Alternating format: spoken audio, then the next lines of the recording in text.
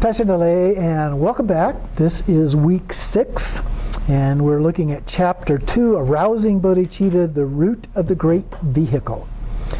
And so the first part of this is training the mind in the Four Boundless Qualities.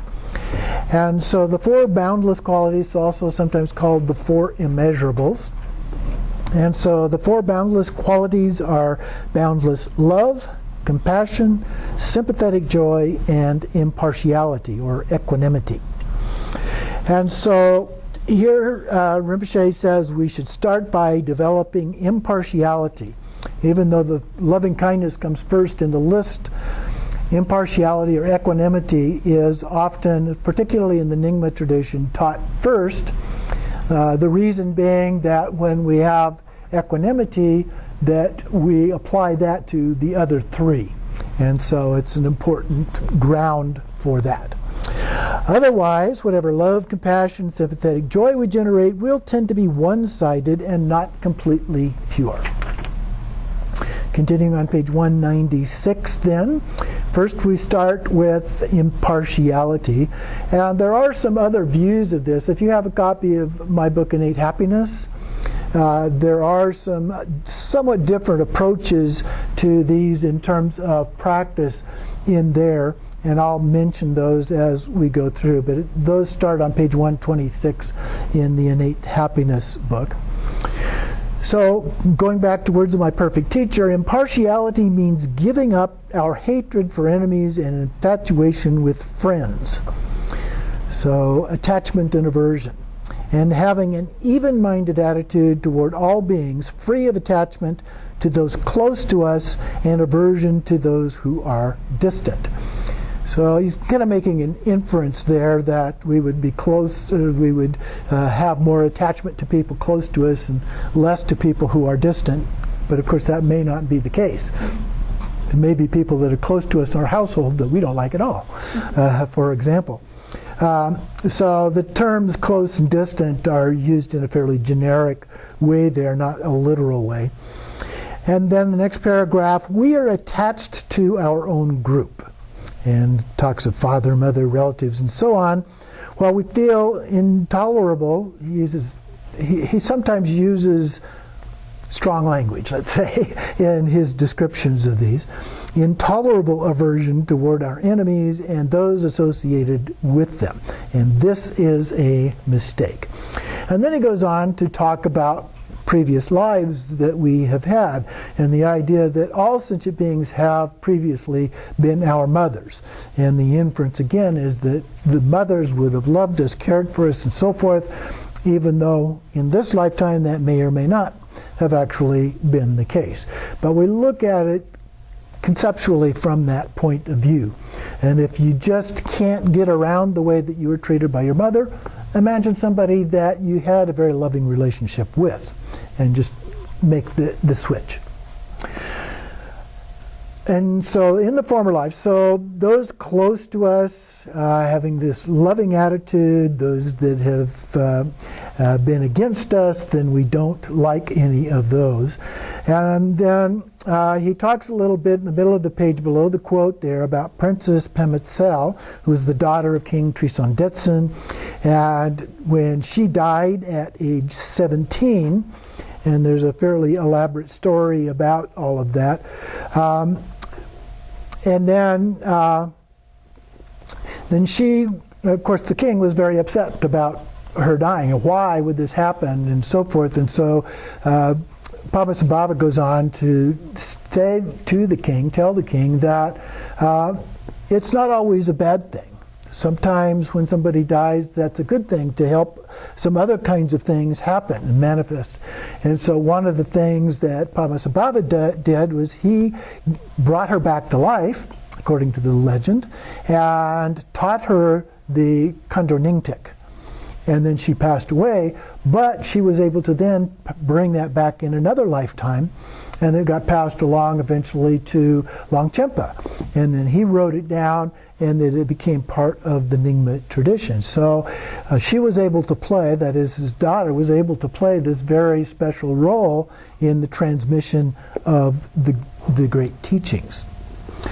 On page 197, then, he talks a little bit the linkage between parents and children. When they suffer, we suffer. And he says all this is simply the repayment of debts for the harm we have done each other in past lives. So they may have been our enemies at one point. Now they're our father and our mother. Or they may have been our father and mother, and now they're our enemies, and so forth. So people that are enemies turn into friends, people that are friends turn into enemies, and so forth. So we have to be careful in terms of our understanding. That's the idea behind equanimity. That we need to treat all beings the same, regardless of the role that they're playing. They may love us, they may hate us, but we treat them all the same. And so then he goes on to talk about, well, give some examples of how those things might have manifested in a variety of ways. And then at the bottom of 197 there, about the middle of that last paragraph, he says, we take these fleeting perceptions of friend and enemy as real. But they're not real in the meaning of the word from a Buddhist point of view. We use the word differently in Buddhism than we commonly do in everyday experience. Everyday experience, we talk about something being real. We're talking about some kind of an empirical reality, something that we can sense, we can see, hear, smell, taste, touch. That is real. But in Buddhism, that's not it at all. What is real in Buddhism means something that has no inherent, a lack of inherent existence, self-existent in and of itself. So then the last line there, make a firm decision to see all infinite beings as your own parents and children in a good way. Then consider all friends and enemies as the same. Next, skip a line, then train your mind so that the anger and hatred you feel for them no longer arise. Think of them as you would someone neutral who does you neither harm nor good. Then reflect that they have been your father or mother sometime during your past lives. Then meditate on this until you feel the same love for them as you do for your present parents. Again, of course, assuming that you do feel that. Hopefully you do. And then finally, meditate until you feel the same compassion toward all beings, whether friends, enemies, or in between. And then the next paragraph, but think of everybody, friends and enemies, as the same without any particular feeling of compassion, hatred, or whatever. So everybody is viewed the same. And that is a part of the way that this is done. That is mindless impartiality. So mindless here being a reference to making judgments about things. And so by being mindless, we don't make those judgments. And then the last few lines of that same paragraph, our attitude toward all beings throughout space should be a vast feeling of compassion, encompassing them all equally. And so part of what we're trying to do here as a part of this is develop this sense of equality among all beings. And sometimes we just have to let go of some feelings that we may have for or against others as a part of that. But if we can dig deeper into their innate Buddha nature, then sometimes it helps us get beyond those things, and we can then start to feel that sense of equality for all beings, so that we're not either too attached or too averse to them. Now, the Buddha talked about these things in terms of extremes. So it's okay to have some attachment. It's okay even to have some aversion. The various teachings, for example, about avoiding people who try to get you to break your vows, for example. And so that would be a form of aversion. But it's taught as something that is good to do so that you don't break your own vows. So there are forms of aversion that are okay. There are forms of attachment that are okay. But the extremes are not. So we try to avoid those. So within the middle way, we try to find a path for us that we can relate to beings equally as best we can. And if we look at their Buddha nature, that's one of the ways. All beings have Buddha nature. It's all the same. That's one of the ways that can be helpful there. And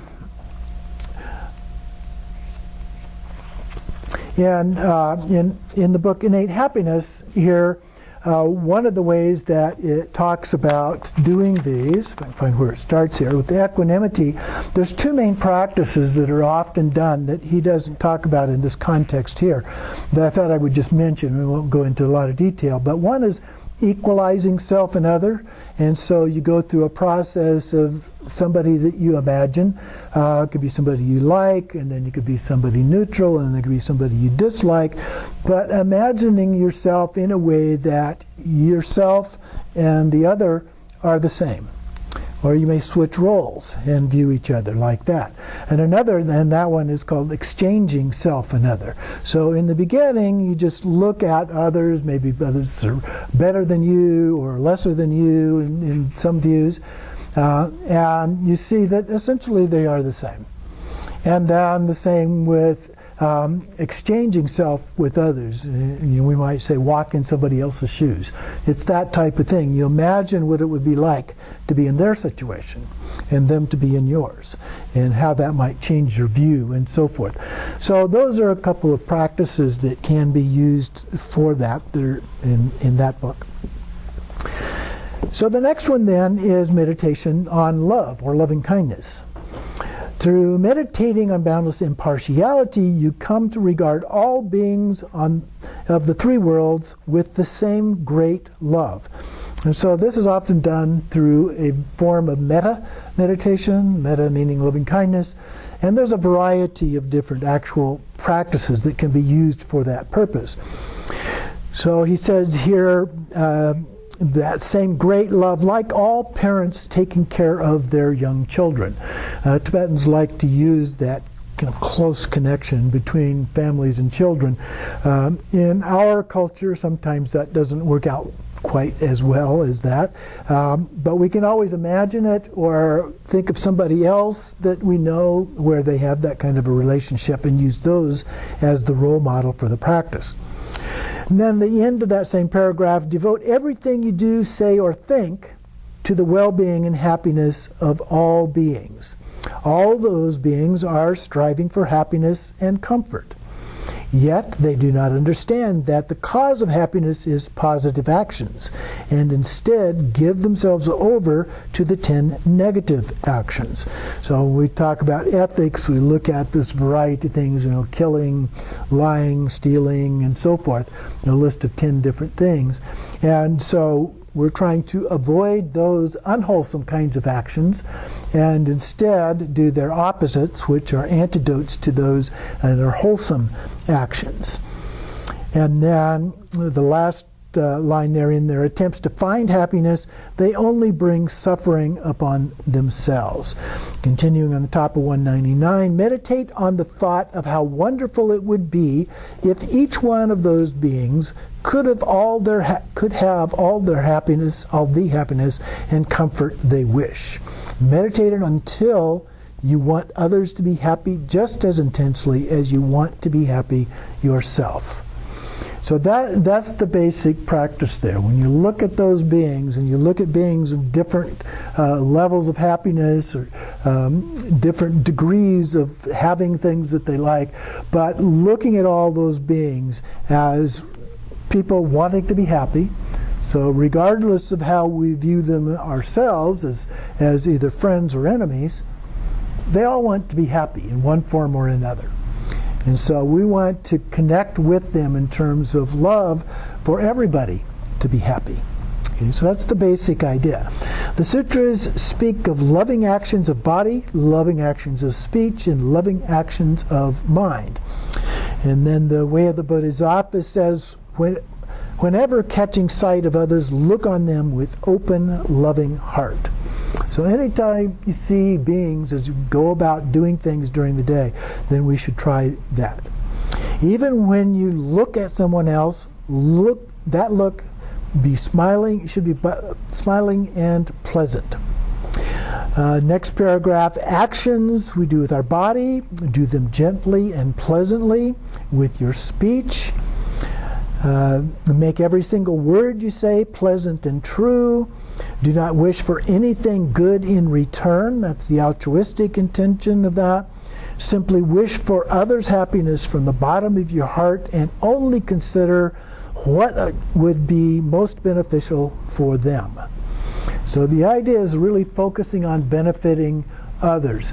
Lawrence Kohlberg, some of you have heard this when I've talked about it in other classes, who is a professor at Harvard, came up with a model for moral development. And in the beginning, from the time we are very, very young children, and we first begin to distinguish ourselves, our bodies, from other things around us, we begin developing this sense of, oh, this is mine.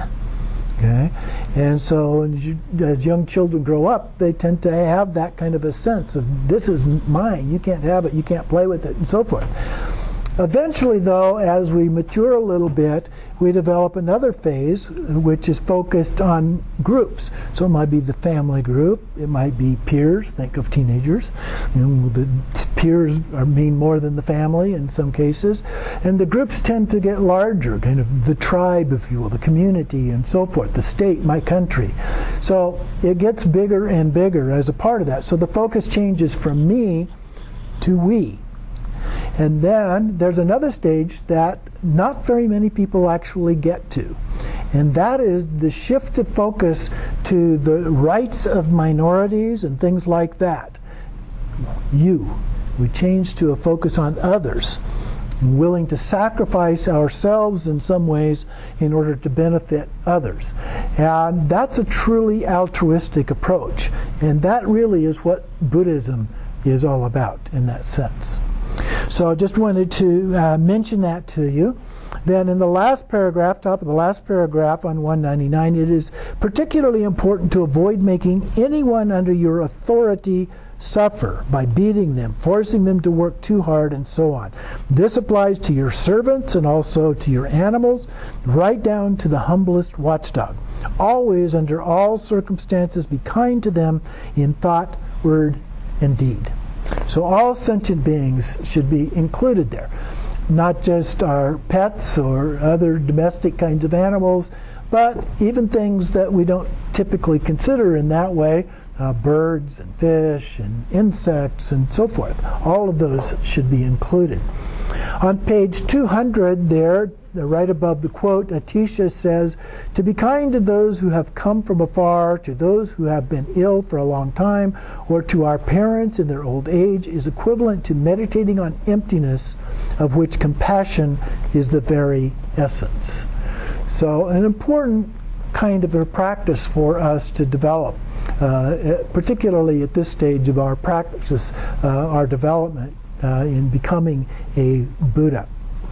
And then the bottom of the paragraph right below that says, so always serve your parents in thought, word, and deed, and try to find ways to bring them to the Dharma. Now, you have to be a little bit careful about that. We're not a religious practice that goes out on missionary ventures trying to bring people in, but through the best way is as a role model. And so when people see you behaving in that kind of a way, they're more likely to be drawn to you. I get questions a lot when people find out that I'm Buddhist, so they'll start asking me questions about Buddhism, and so I'll share some basic kind of things with them as a part of that. And they find, nothing wrong with having an attitude of loving kindness and compassion. That's the heart of what Buddhism is all about from a practical point of view. Don't get into the wisdom aspects because that gets a little more complicated. But people can relate to that. People in the Christian tradition, what did Jesus teach? Loving kindness and compassion were his two top teachings. Okay? And there were a lot of other things too, but most of them were that way. Turn the other cheek when somebody hits you, and so forth. So there's lots of things in there that align really well with Buddhism. And so when we talk about the things that are somewhat familiar to them, I can say, oh, okay, I can see why you might like to do that. But sharing with them. On the other hand, actually trying to get people to come in and become Buddhist, I think, is actually not a suitable thing. But if they find interest and you start sharing, then maybe they will decide to do that as well. But we never want to disparage somebody else's religion. And then below that next quote there, in whatever you say and do, be kind to all those older than you. Not sure why he focused on that particular category of people. I think it should be all beings should be a part of that. And then on page 201, just above meditation on compassion, it says, learn to be kind in thought, word, and deed to all beings in the three worlds. So he did bring it back to all beings toward the end of that. And the three worlds are the realms, desire, form, formless realms. And then number 3 is meditation on compassion. So we did equanimity, so we treat all beings equally. And then we do loving kindness. And technical definition in Buddhism of loving kindness is the wish that all beings have happiness and the causes of happiness. Okay? When we move on to compassion, it's the wish that all beings not have suffering and the causes of suffering. So you can kind of think of it, if there's a line here, we want them to have what's above the line, we don't want them to have what's below the line. So actually loving kindness and compassion are just two different ways of seeing the same thing. Okay?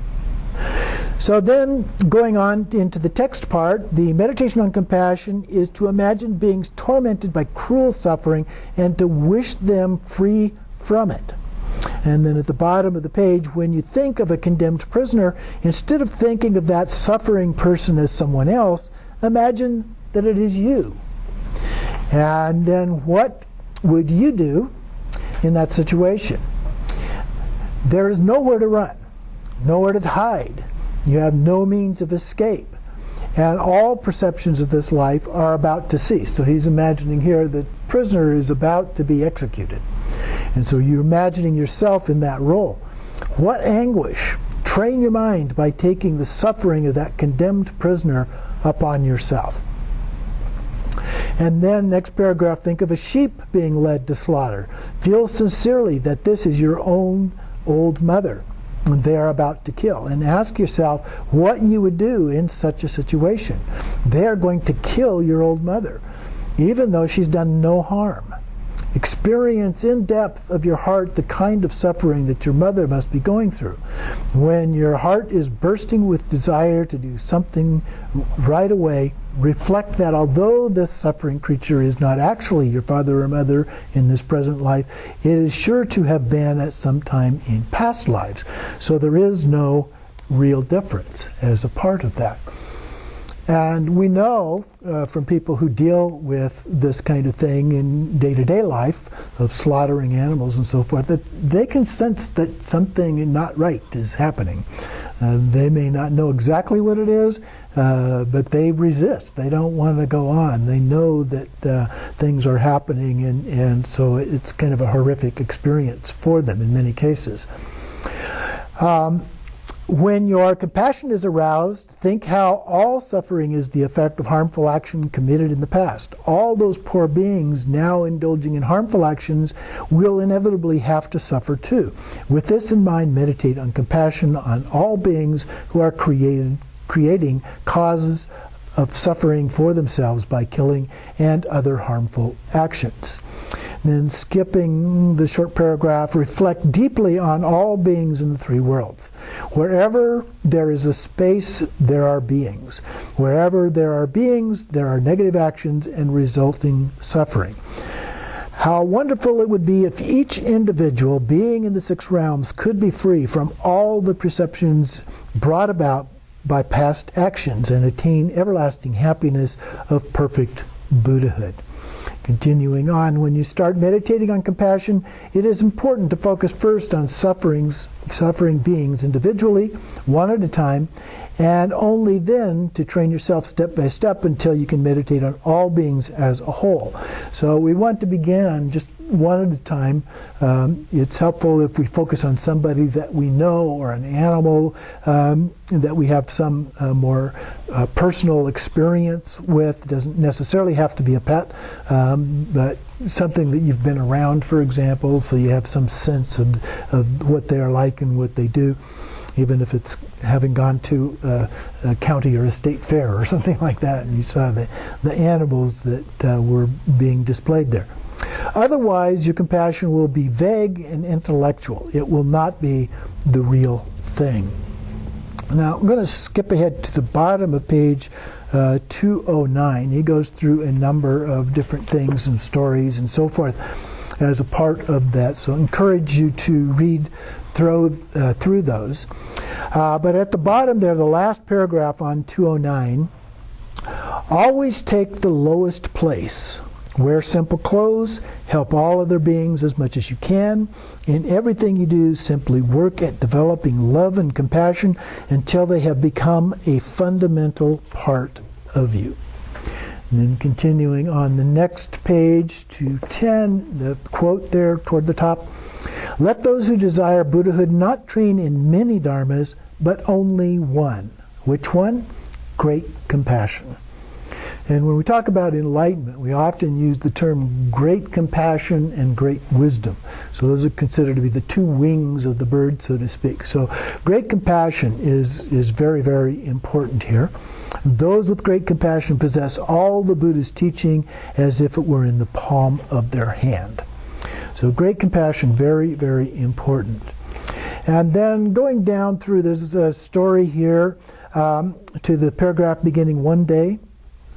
One day, Chingawa was explaining the numerous reasons why love and compassion were so important when Langri Tongpa prostrated himself before him and said that thenceforth he would meditate on nothing but those two things. Chingawa bared his head and said 3 times, "What excellent news, what excellent news, what excellent news." Just those two things, focusing on love and compassion. And then we continue the next paragraph. Nothing could be more effective than compassion for purifying us of negative actions and obscurations. So when we can see other beings who are suffering because of the things that they have done, that helps us review our own actions and make more of a commitment to avoid negative kinds of actions in our lives. And then another story here at the about a third or a quarter to a third of the way down to 11 begins Vasubandhu, but I'm starting on the next line. Asanga, story of Asanga.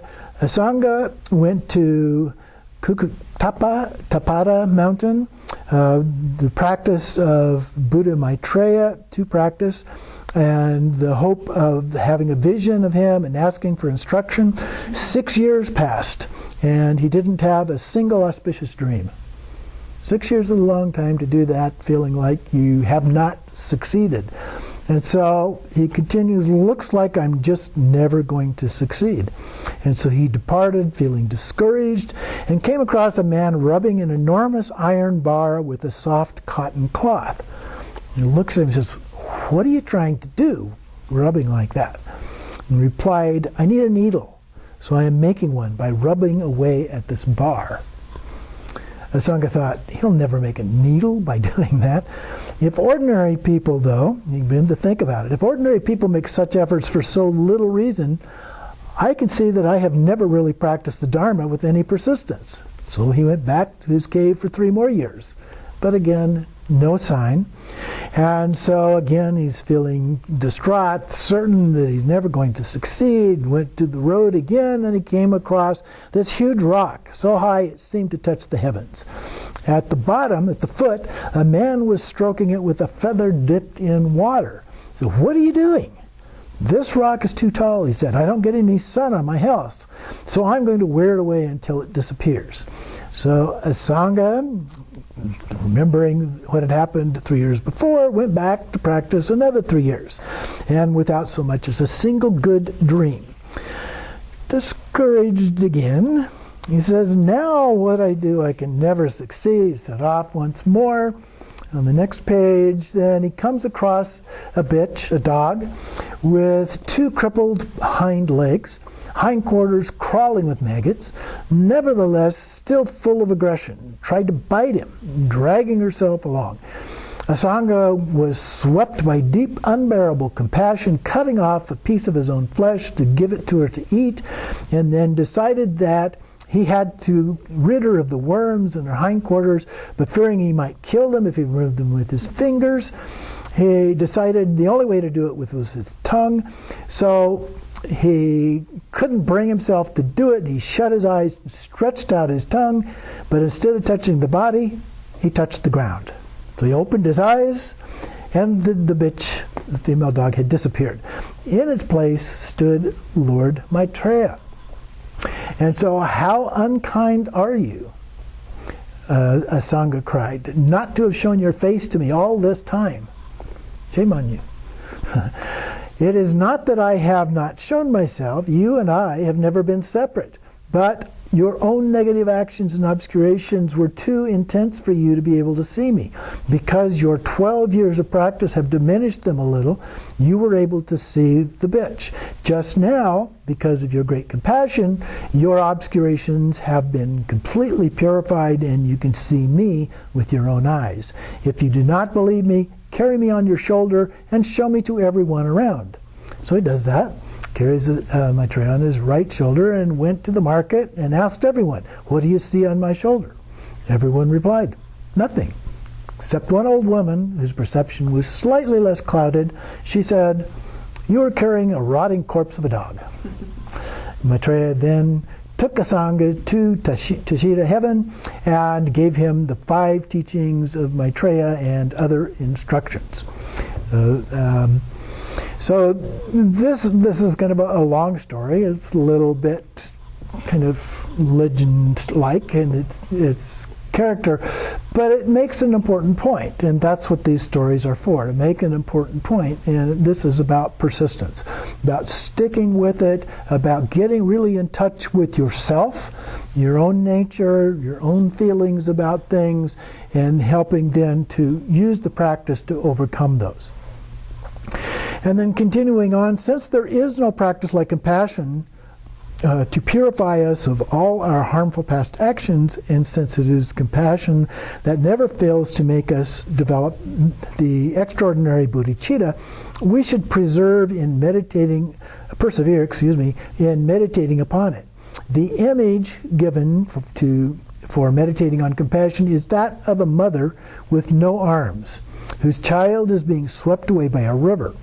How unbearable the anguish the mother would be. Her love is so intense, but she has no arms to use, and cannot catch hold of him. So skipping the short one at the top, then the next one in exactly the same way, all beings of the 3 worlds are being carried away by a river of suffering to drown in the ocean of samsara. However unbearable the compassion we feel, we have no means of saving them from suffering. Meditate on this, thinking, what can I do now? And call on your teacher and the 3 jewels from the very depth of your heart. So again, one of the other practices that is often used for this particular part of the practice, looking at this idea of compassion, is Tonglen. I'm sure you're all familiar with that, of taking and giving.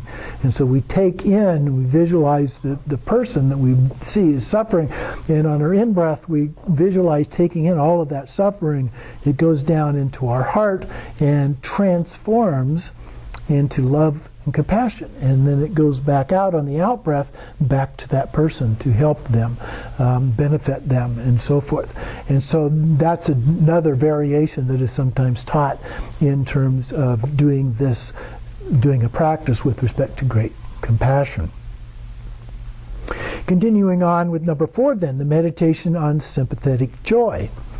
Sometimes lamas would just say joy, but it is more the sympathetic joy, kind of a sense of connection with the other individual.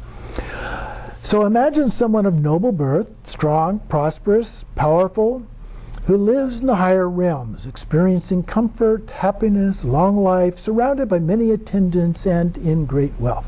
Without any feeling of jealousy or rivalry, make the wish that they might become even more glorious, enjoy still more of the prosperity of the higher realms, be free of all danger, and develop ever more intelligence and other perfect talents.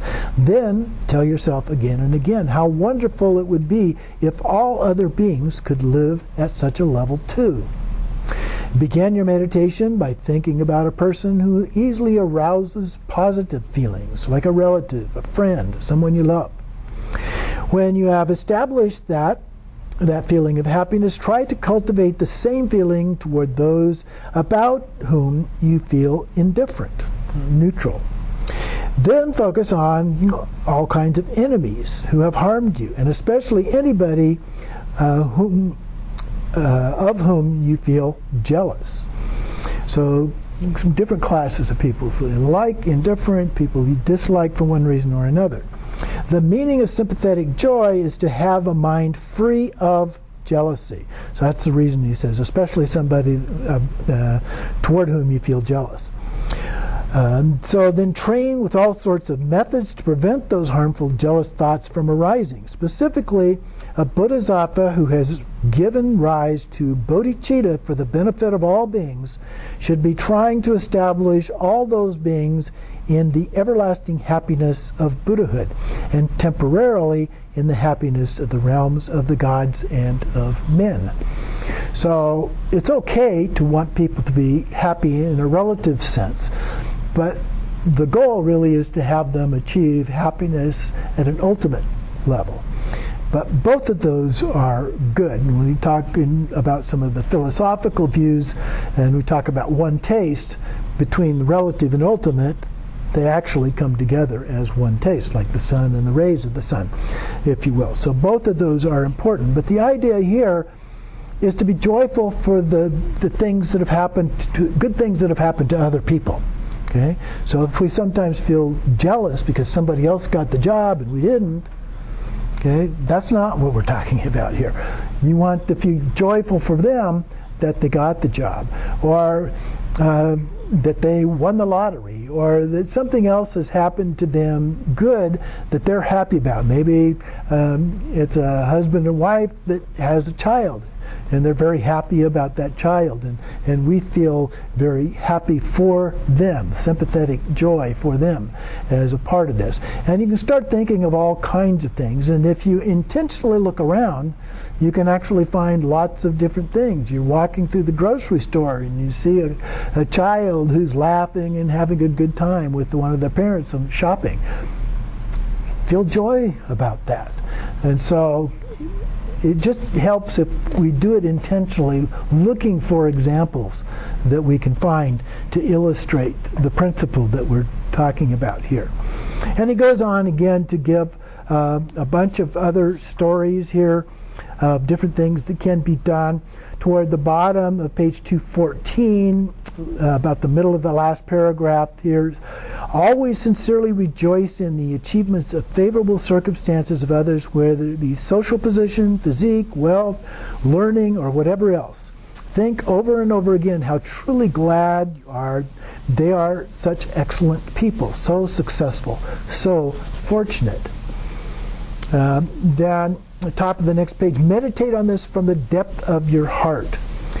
The image given for boundless sympathetic joy is that of a mother camel finding her lost calf. Of all animals, camels are considered to be the most affectionate mothers. If a mother camel loses her calf, her sorrow is correspondingly intense. But should she find it again, her joy knows no bounds. That is the kind of sympathetic joy that you should try to develop.